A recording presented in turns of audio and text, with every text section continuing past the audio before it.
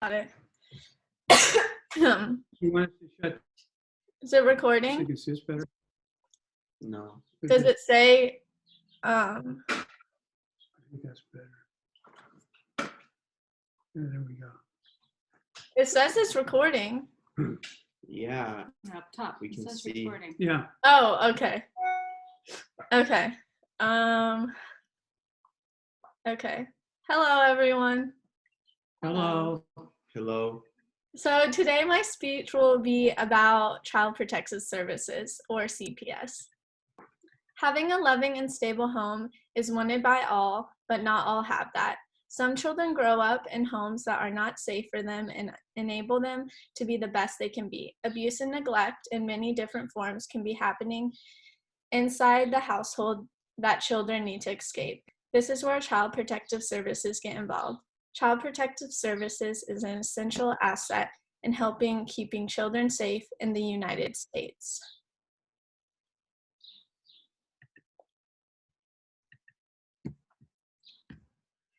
Even if CPS is not or has not been involved in your life, it is still important to know what they do.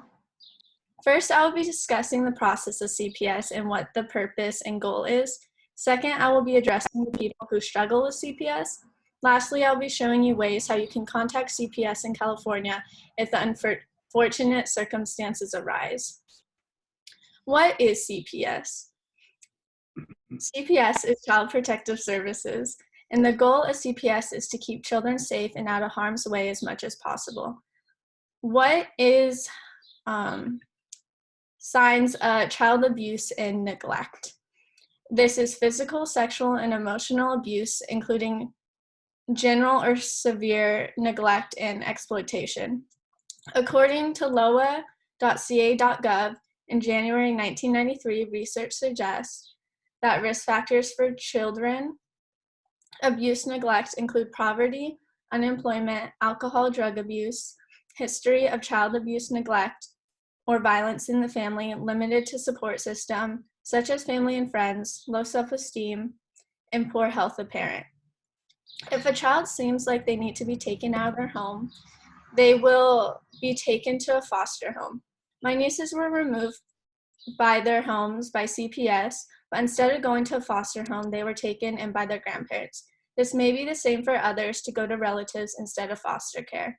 According to Social Worker Degree Center on November 18, 2003, since the agency believes that the best place for a child to grow up is in the safe and permanent home, they first work to cancel the child's birth family. When this is not possible, however, then they must find an adoptive family that will provide a safe and permanent home.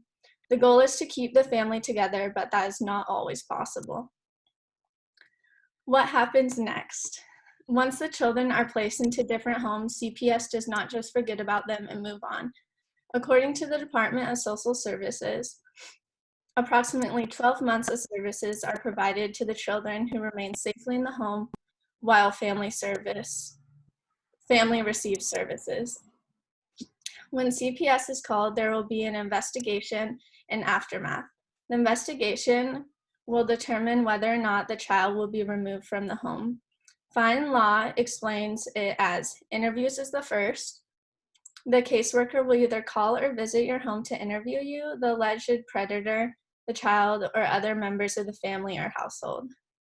While the caseworker may want to interview your child alone, they are usually required to record the interview.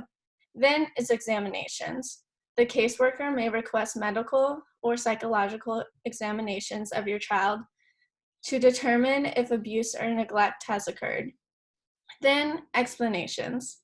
Within a reasonable time, usually 24 hours after the interviews, the caseworker will explain to you the allegations against you or another family member and allow you to explain the circumstances of injuries or safety concerns. I will now be explaining the opposition and frustration that CPS can have an effect of the family. Calling CPS because you think a child is in danger is a huge action to take and could possibly save a child's life. On the other hand, it can also lead to very uncomfortable and weird situations if the call did not need to be made. Diane Redleaf, co-chair of United Family Advocates, wrote an article on January 27th, 2019 about different unfortunate occurrences with CPS. In one of them, she said, posted to the Atlantic, according to a 2016 report, 7.4 million children came to the attention of child abuse hotlines in a single year. In Illinois last fiscal year, 77,422 families were investigated, but only 20,023 complaints were sustained. And for the families subjected to the unfound complaints, the harms can be very real. This unfortunately can cause problems or more problems in the home if CPS is called, but the case is dismissed. Not all calls to Child Protective Services are going to pass through the interview and aftermath in a child being removed from their home, but it is more safe and sorry to contact CPS if you genuinely think something wrong is happening. These are the steps that you can take if this situation arises. First, you can call the police. And here is the Santa Clara County phone numbers. Call police or California County Emergency Response of a Child Abuse telephone numbers. And this is in North, South, and Central Santa Clara County. And there are some jobs that are required by law to speak up if they are told that the suspected child is abused. According to sjpd.org, under the topic of reporting child abuse, the jobs that must speak up are child care custodians, school daycare athletic coach, public or private day camp, health practitioners, employees of child protective agencies, commercial computer technicians, film and photographic print processors, child visitation monitors, peace officers, probation and parole officers, custodial officers, and defined by PC 831.5, firefighters, animal control officers, humane society officers, clergy, excluding confession or its equivalent. The report must be made as soon as possible. And if you want to learn more, you can go to cdss.ca.gov, type in Department of Social Services. It says how to contact CPS, why you should, when you should, and other information. And if you have an interest in careers in child protective services, they also have that link. And other links are www.safestate.org, local child abuse council 1-800-4A-CHILD, Center for Child Protection 1-408-885-6460. Now I have informed you of how to learn more and contact CPS if the unfortunate circumstances arrive. I will conclude now.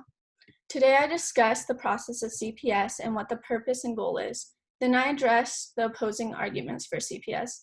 Lastly, I showed ways how you can contact CPS if the unfortunate circumstances arise. It is always terrible and heartbreaking when a child is being taken from their home. It is painful and life-changing action, but sometimes it has to be done to protect the child. Be aware of your surroundings and treat people with kindness. You never know what's going on in someone else's home. Thank you. Okay, where is it? I'm confused now.